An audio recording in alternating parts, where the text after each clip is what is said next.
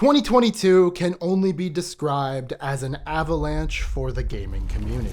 Towards the beginning, only a couple big releases were dropped, but as the year went on, rocks were falling left and right. Banger after banger, phenomenal game after phenomenal game, each one blowing leaps and bounds past the others, consistently impressing me in just how great gaming was this year.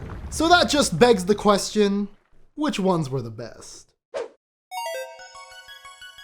Hey everyone, I'm RVRocks, and you know what time it is. We're talking about the best games that I played this year. As usual, not all of my favorite games I played actually came out in 2022, and the big boys are at the end. Let's get started. This year started off for me with revisits to a series of old reliable games. Those ones that you've probably played like a million times over, but still find joy in starting a new playthrough every once in a while. Prime amongst these was Borderlands 2, which was on deep sale on the Switch eShop. And yeah, the game's still fantastic all these years later, who knew? Also revisited for me was Marvel's Ultimate Alliance 3. In a world where good Marvel content comes out so frequently that people forget what good Marvel content even looks like, Ultimate Alliance 3 is a game for the fans. With just about anyone of any Marvel relevance making an appearance in the game, and the Koei Tecmo content style of having a million different missions to slowly chip away at, it's truly a masterclass in pick up whenever and play a few missions gaming. Mario Kart 8 Deluxe began a new wave of DLC, and for me,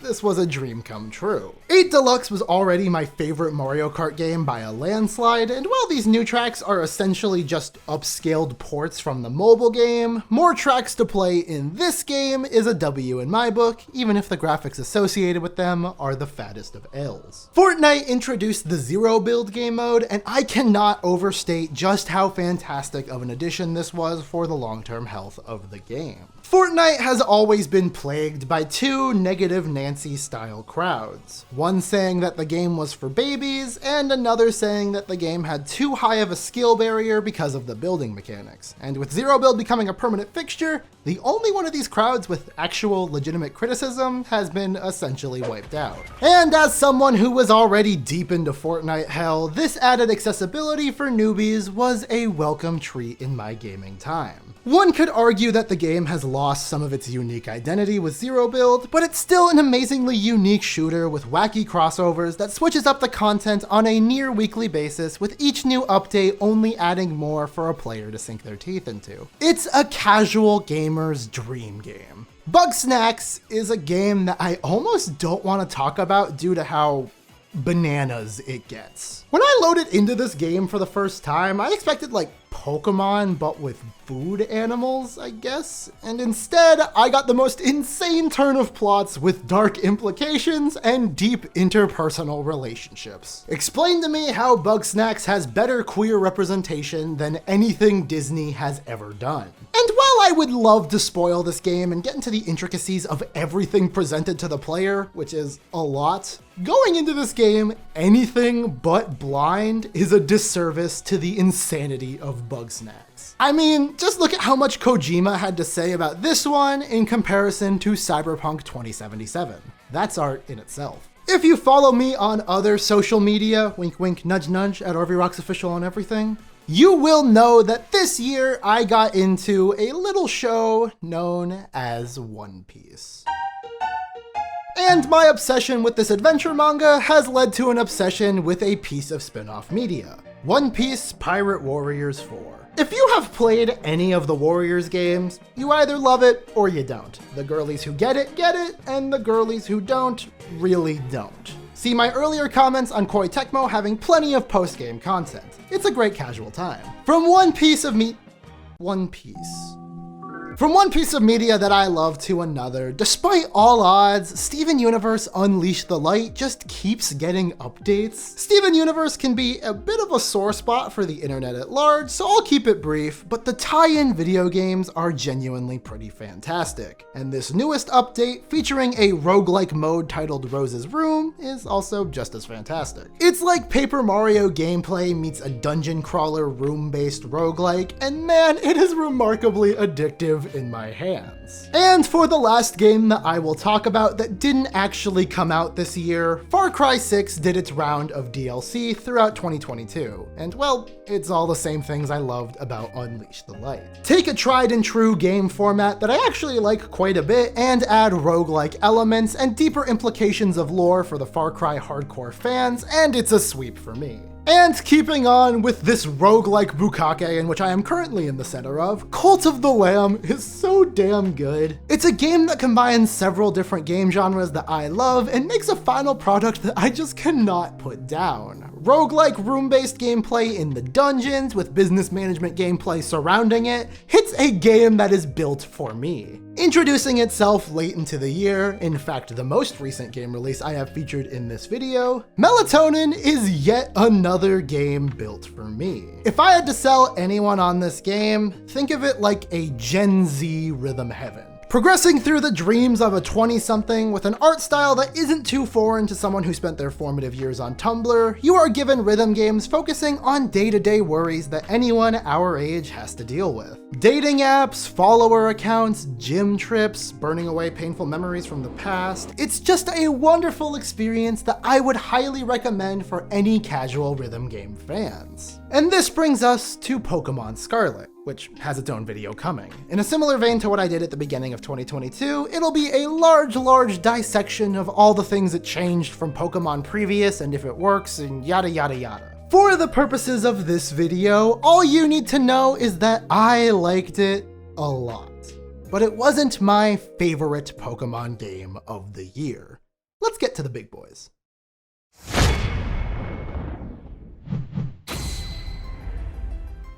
Pokemon Legends Arceus was such a refreshing piece of media to experience. After years of the Pokemon Company endlessly splashing around like a Magikarp on land, trying to make anything that will get the approval of its quickly fatiguing but still endlessly loyal fanbase, Pokemon Legends Arceus came out and really elevated the series to new heights. We have seen a lot of the negative effects of two Pokemon games releasing so close to one another for a while now. But one thing I don't think a lot of people are realizing is that because of this release schedule, Pokemon Legends Arceus is getting shafted by folks who are only fondly remembering the more recent stuff. And while Scarlet and Violet are debatably polished games, and probably better Pokemon games, the changes made to the core experience in Arceus are ones that I think firmly make it the better video game out of the two. Revisiting it for this video, I find a lot of mechanics that I wish could have made it over to the main series with Scarlet and Violet. The snappier battle animations, the higher difficulty ceiling, the third-person shooter style catching.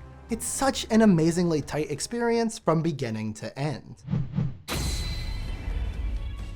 Kirby and the Forgotten Land is a game that I loved, but I truly wonder if I'm missing something with it because so many people seem to be putting it at the top of their Game of the Year lists. Yes, it was Kirby's first 3D outing, yes, it was full of fan service for the hardcores, and yes, its intro song was amazingly catchy, even if it sounded a bit too much like the Perfect Strangers theme for my liking. But I seem to be in the minority for thinking that it was only a good game, and not a great one. I have my complaints, video in the corner if interested, but let it be clear, I still love this thing with all my heart. I'm a Kirby purist, a 7 out of 10 Kirby game is still a 10 out of 10 game for me.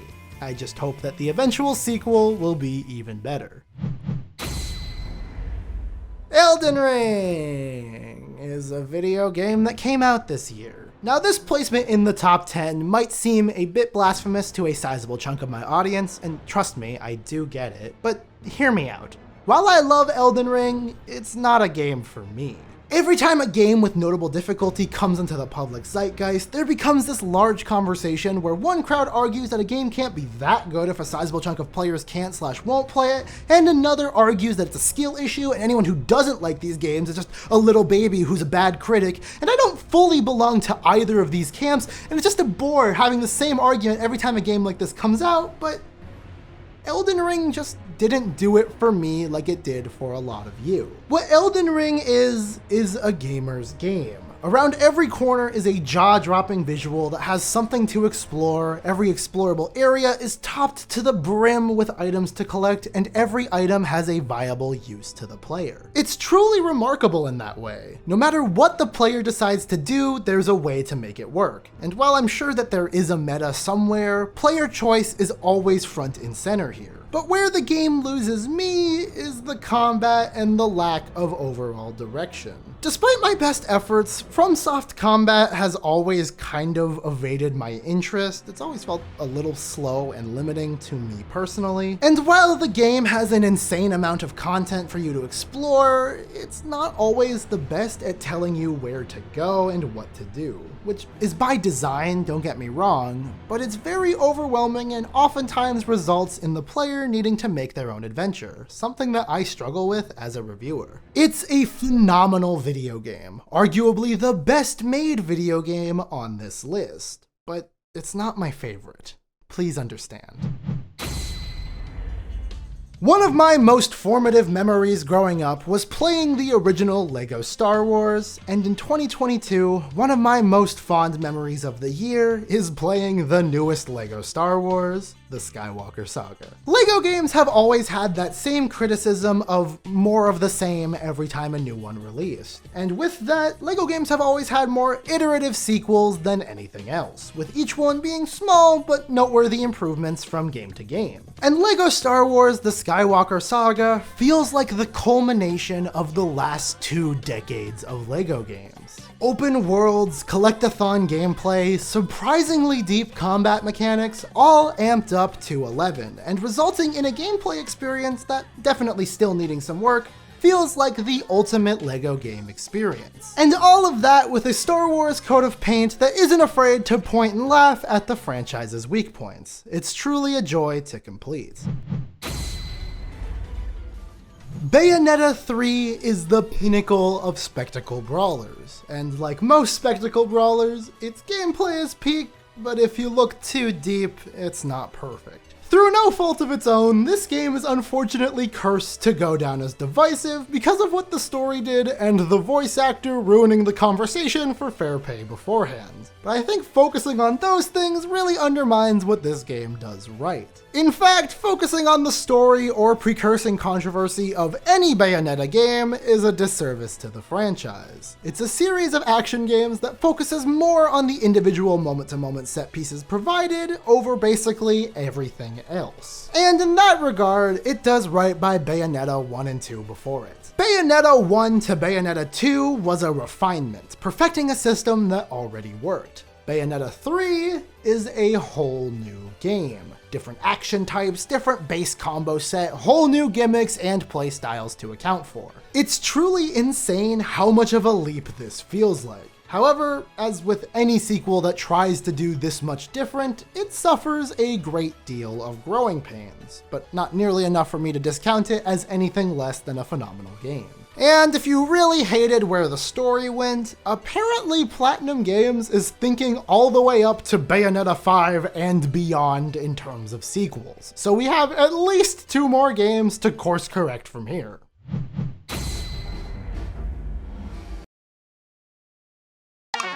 This year, I have decided to include a Dishonourable Mentions segment, because there wasn't all sunshine and rainbows in my gaming experience. But in order to not bring down the mood too much, I decided to throw it right here in the middle of the big boys. Let it be known that I do not hate any of the games I'm about to talk about, but there was enough wrong with them to bring them up. Ruby Arrowfell has and will continue to hold a special place in my heart due to it being the first game I ever received a review code for.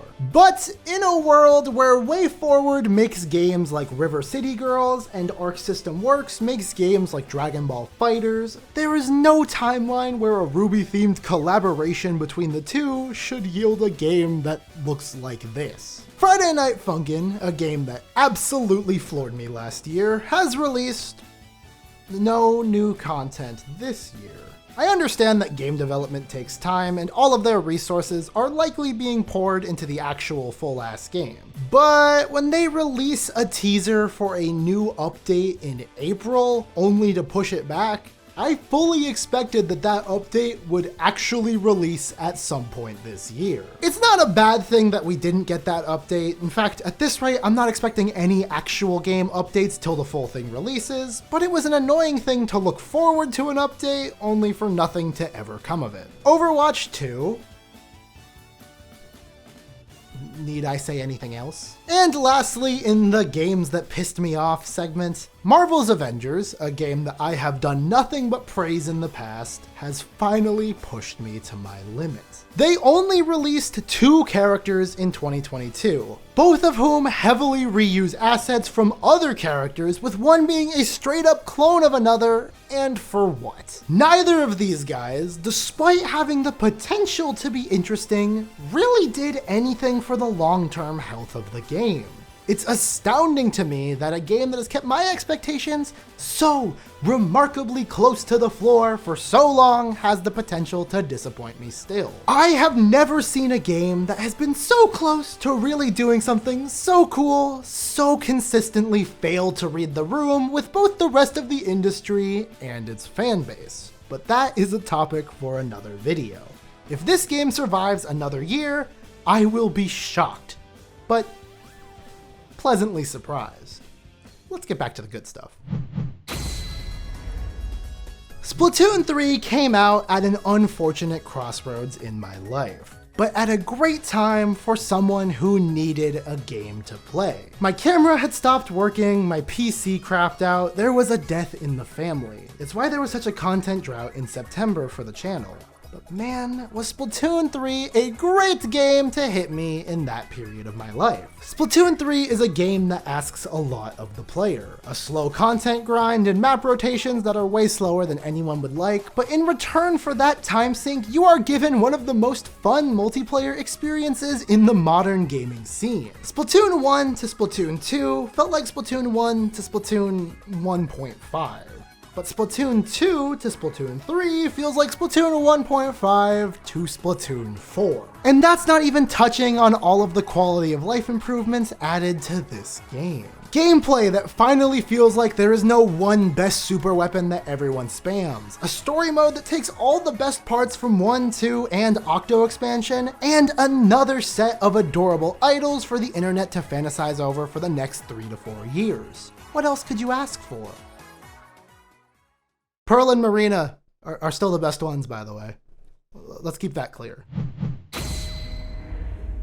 When I started playing Sonic Frontiers, I expected another mid-tier Sonic game. Nothing special, but enjoyable enough for the fans. What I was not expecting was one of the most fun rides I have had the pleasure of experiencing this year. There's something to be said about a game that's entirely original with brand new game ideas brought to the table, but Sonic Frontiers is a highlight because it does just the opposite. None of the quote-unquote new gameplay ideas brought to Frontiers is actually new, but these same ideas applied to Sonic does wonders for this franchise. It's like if you took the general aesthetic and world cohesion of Breath of the Wild, combined it with the collectathon progression of Banjo-Kazooie, the boss fights from Shadow of the Colossus, and the speed, as well as the over-the-top self-seriousness but not too ridiculous story that the older 3D Sonic games have become known for, resulting in a game that is just a hoot and a holler to play. It's not perfect, in fact I think it's probably the most flawed game on this list.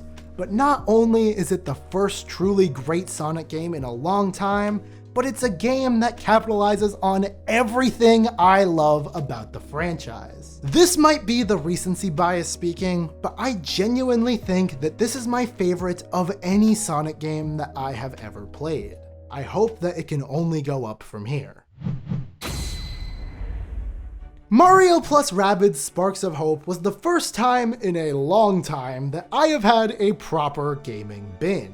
To put this in perspective, there was about a full 7-day period where I did nothing between waking up and going to sleep other than playing this game. And while I'm sure to many that sounds horrible, and I'm definitely in a privileged position to be able to pull off something like that, There are very few games that I am that excited to play in order to know life it's so hard, and I am happy to report back and say that none of that time feels wasted. What Sparks of Hope trades off in challenge from its predecessor, it makes up for in pure, unhinged creativity, with movesets that, while basic, can be fine-tuned to do basically whatever you want with the Sparks. And that's not to say that there is no challenge to be found either. It's pretty hard at times.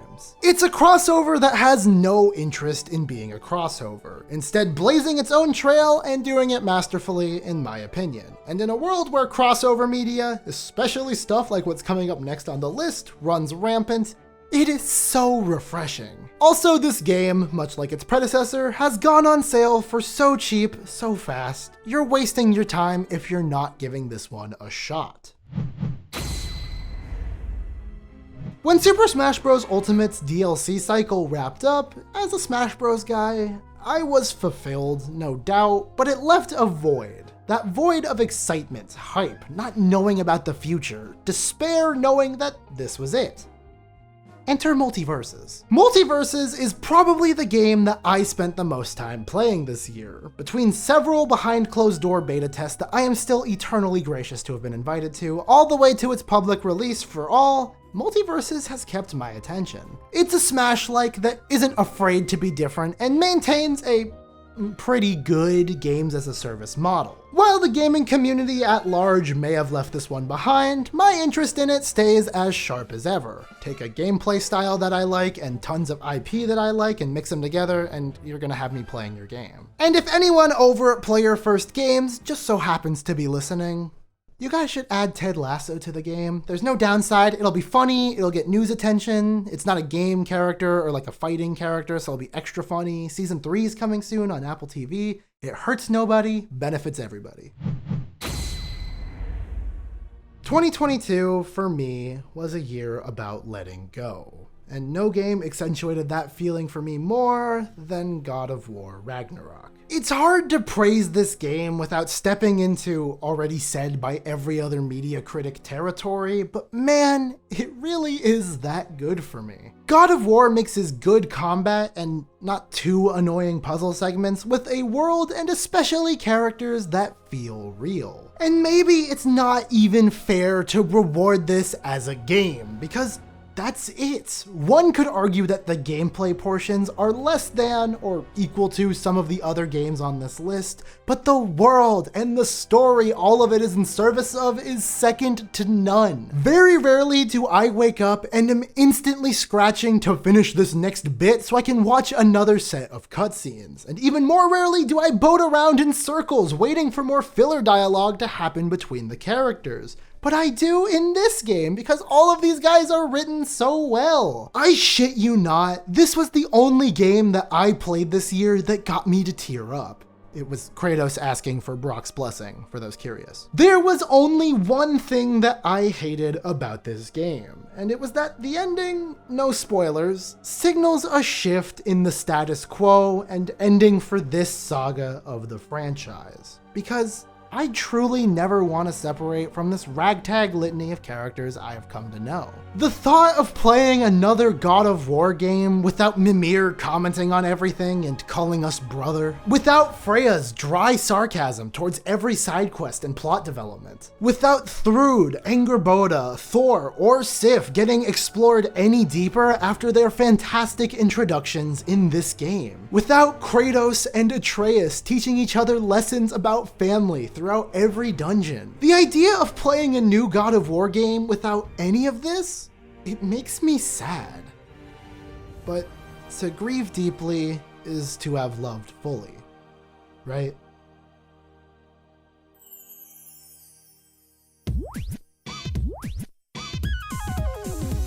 And if you fully love my channel, then why don't you subscribe to RVRocks and ring the bell, like this video, and comment your games of the year.